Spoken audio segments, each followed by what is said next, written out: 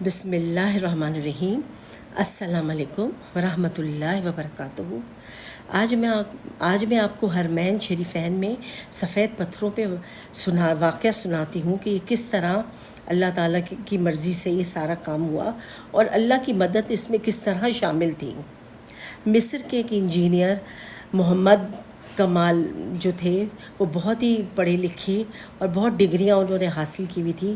انہوں نے امریکہ سے 3 ڈاکٹریٹ کی ڈگری حاصل کی اور یورپ سے ان کو نوائلز اور کا خطاب ملا۔ انہوں نے بہت نام پیدا کیا اور زندگی ان کی بہت سادہ تھی، اور انہوں نے حرمین شریفین میں جو پتھر نصب کیے اس کے لیے انہوں نے 1 روپیہ بھی نہ لیا، اور انہوں نے کہا کہ یہ کام میں اللہ کے لیے کر رہا ہوں اور میں کل اللہ کو کیا منہ دکھاؤں گا، میں 1 روپیہ بھی نہیں لوں گا۔ بن لادن نے بہت کوشش کی، بہت اصرار پہ کہا کہ تم کچھ تو لے لو، کوئی تو رقم لو۔ انہوں نے صاف انکار کر دیا کہ مجھے نہیں چاہیے۔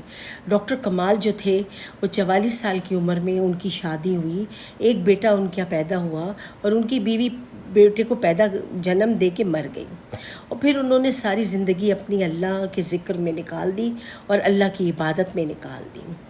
ان کو سعودی کی طرف سے، حکومت کی طرف سے یہ اعزاز ملا کہ وہ اس کا توسیع کا کام کریں، خانہ کعبہ کی توسیع کا کام کرے۔ اس کے اوپر انہوں نے 1 روپیہ بھی نہیں لیا اور اس کا کام انہوں نے شروع کر دیا۔ یہ گریس گئے اور گریس جا کے انہوں نے ایسے پتھر ڈھونڈے کہ انہوں نے ایک پتھر ایسا ڈھونڈا سفید کلر کا کہ جو زمین پہ نصب کریں تو وہ گرمی چوس لیتا تھا اور اوپر سے ٹھنڈا ہوتا تھا۔ تو اس طرح کا پتھر انہوں نے دیکھا، اور وہاں سے انہوں نے آدھا پہاڑ اس کا پتھروں کا خرید لیا اور لے کے وہ سعودیہ آ گئے، اور آ کے انہوں نے اپنا کام شروع کر دیا، اور بہت اچھے سے آپ نے دیکھا ہوگا۔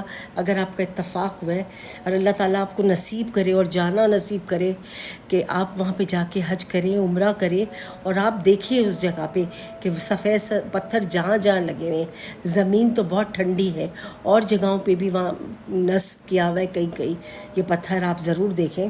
اللہ آپ کو نصیب کرے وہاں پہ جانا، اور اس طرح انہوں نے بہت اچھا وہ کام کر دیا، اور اس کے بعد وہ اللہ خدمت وہاں کی کرتے رہے، اور کبھی 1 پیسہ بھی نہیں لیا انہوں نے خدمتوں کا، اور وہ اپنے اسی پہ رہے کہ ان کو سعودی حکومت کی طرف سے 15 سال بعد یہ دوبارہ انہوں نے ڈاکٹر کمال کو بلایا اور کہا کہ آپ مدینے میں بھی یہی پتھر لگا دیجئے تاکہ وہاں پر بھی یہی ٹھنڈک ہو جائے۔ اب ڈاکٹر کمال کہنے لگے کہ بھئی میں اپنے دل میں سوچا کہ اللہ میری مدد کرے گا کہ میں پتھر مجھے ایسا مل جائے۔ اب وہ واپس گریس گئے اور وہاں جا کے اسی جگہ پہ گئے اور وہاں کے ایڈمن سے پوچھا کہ بھئی یہ جو پتھر یہاں پر تھا وہ کہاں گیا؟ تو انہوں نے کہا کہ جیسے آپ آدھا پہاڑ خرید کے لائے تھے، کوئی اور پارٹی آئی تھی، 3rd پارٹی، وہ یہ یہاں سے خرید کے لے گئی ہے پتھر۔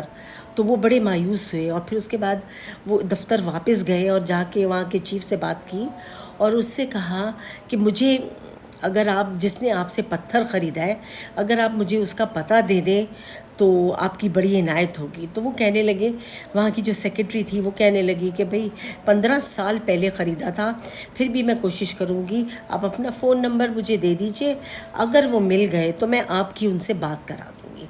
یہ کہنے لگے، اور وہ کہہ کے چلی گئی۔ انہوں نے بتایا کہ میں کل میری فلائٹ ہے اور میں جا رہا ہوں۔ جیسے ہی ان کی فلائٹ کا وقت قریب آیا، وہ جانے والے تھے کہ سیکرٹری نے ان کو کال کی اور بتایا کہ اس شخص کا پتہ مل گیا ہے جس نے یہ پہاڑ خریدا ہے۔ اب اس کے بعد وہ آفس گئے اور وہاں سے جا کے جب انہوں نے یہ دیکھا تو ان کے پیروں تلے زمین نکل گئی اور ان کی سانس رک گئی۔ ڈاکٹر کمال کی ایک تھوڑی دیر کے لیے سانس رک گئی، اور پتہ چلا کہ وہ جو پہاڑ کسی نے آدھا خریدا تھا، وہ سعودی حکومت کے کوئی ہیں، انہوں نے خریدا تھا، سعودی شخص نے۔ اب یہ سن کے پھر وہ واپس آئے، سعودیہ گئے سیدھا، اور وہاں پر جا کے انہوں نے اس شخص سے ملنا چاہا۔ جب وہ اس شخص سے ملے اور اس کو بتایا کہ بھئی آپ نے اس طرح اتنے سال پہلے یہ پہاڑ خریدا تھا، تو میں جان سکتا ہوں کہ وہ پہاڑ کہاں ہے، وہ پتھر کہاں ہے پہاڑ کا؟ تو اس شخص نے یہ کہا جو مالک تھا اس پہاڑ کا، اس نے یہ کہا کہ میں اپنے اسٹاف سے پوچھتا ہوں اور اسٹور میں پتہ کرواتا ہوں کہ وہ پتھر خریدا گیا تھا تو کہاں نصب ہوا ہے، کیا ہوا ہے۔ جب انہوں نے معلومات لی اور پتہ کیا تو انہوں نے بتایا کہ پتھر جب خریدا تھا تو وہ اسی طرح رکھا ہوا ہے 15 سال سے، وہ آدھا پہاڑ جو لیا تھا وہ اسی طرح رکھا ہوا ہے، اس کو کسی نے نہیں چھیڑا۔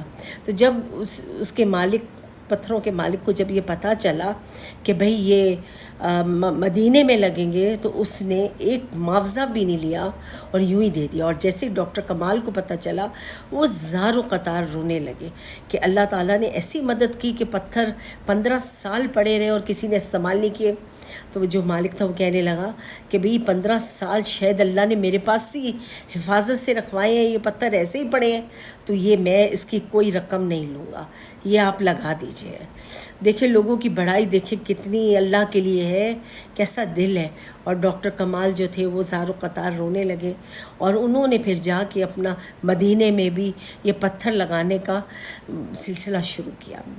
ان کی عمر 104 سال رہی، خاصی بڑی عمر انہوں نے پائی، اور بڑی خدمت انہوں نے کی، یہاں کی گمنام طریقے سے حرمین شریفین کی خدمت کرتے رہے، کسی نامعلوم طریقے سے، اور اپنا اتنا نام بنایا۔ بہت عظیم شخص تھے وہ، اور بہت عظیم انجینئر اور عظیم انسان تھے اللہ کی نظر میں۔ یقیناً دنیا میں بھی آج ہم جاتے ہیں تو ان پتھروں پہ پھرتے ہیں، ہمیں کتنا سکون ملتا ہے۔ کسی زمانے میں بہت پہلے میں گئی تھی تو وہاں میں نے دیکھا تھا تو زمین بہت گرم ہو جاتی تھی، بہت گرم، کہ لوگوں کا چلنا بھی مشکل ہو جاتا تھا۔ اب جب پچھلی دفعہ کوئی ہمارے لوگ گئے ہیں، ہر کوئی آ کے بتاتا ہے کہ بھئی وہاں کی زمین بہت ٹھنڈی ہو گئی ہے، اور شاید نیچے اے سی لگے ہوئے ہیں، شاید کوئی چیز لگی ہوئی ہے۔